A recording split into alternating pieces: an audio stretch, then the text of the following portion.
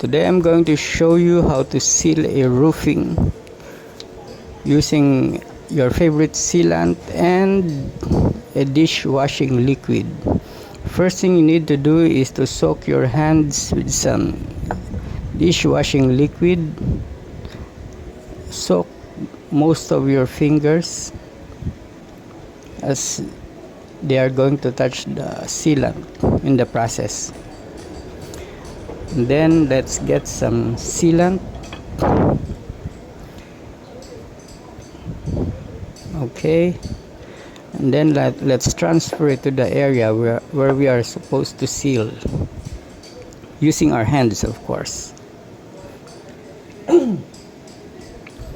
Then let's spread the sealant smoothly using our soaked hands, soaked fingers.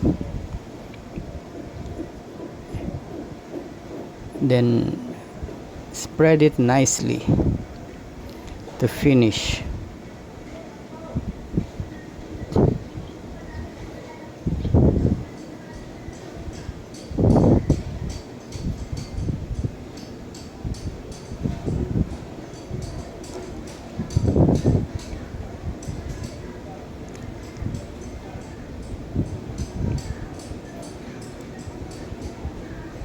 Okay, that's it. I hope you enjoyed the video and learned something valuable from it. Bye and see you on our next video.